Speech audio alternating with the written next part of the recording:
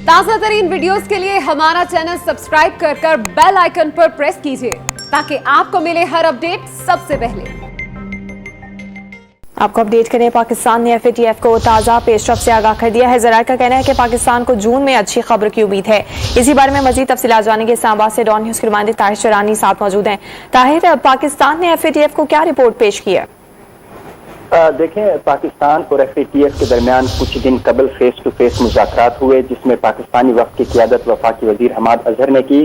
पाकिस्तान ने इस साल फरवरी तक 27 में से 24 नुकात पर मुकम्मल अमल दरामद किया था और बाकी मानदा 3 नुकात पर भी अहम पेशरफ्त की गई है। ज़राए के मुताबिक पाकिस्तान की जानिब से FATF को पेशरफ्त रिपोर्ट पेश भी की जा चुकी है। फरवरी के बाद जो पाकिस्तान की जानिब से इक़दाम उठाए गए हैं उस हवाले से FATF को आगाह किया गया है, जिस पर FATF की जानिब से जवाब आइंदा हफ्ते आएगा। उसके बाद पाकिस्तान हतमी रिपोर्ट पेश करेगा।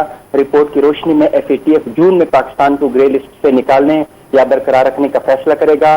ज़राए के मुताबिक इस साल फरवरी में FATF ने पाकिस्तान को बाकी मानदा 3 नुकात पर मुकम्मल अमल दरामद के लिए जून तक वक्त दिया था। FATF ने पाकिस्तान को दहशत गर्दों और कालाधन तंजीमों की माली मुआवनत के खिलाफ तफ्तीश को मजबूत करने का कहा था। FATF ने पाकिस्तान को दहशत गर्दों की माली मुआवनत के खिलाफ तफ्तीश के ठोस नताइज को यकीनी बनाने, जबकि दहशत गर्दी में नामजद तमाम जो अफराद हैं उनके खिलाफ माली पाबंदियों पर अमल दरामद यकीनी बनाने का कहा गया था। हुकूमती ज़राए के मुताबिक पाकिस्तान की जानिब से FATF के एक्शन प्लान पर मुकम्मल अमल दरामद किया जा रहा है। पाकिस्तान ने दहशत गर्दों के माली मुआवनत और मनी लॉन्ड्रिंग रोकने के लिए कानून साजी की।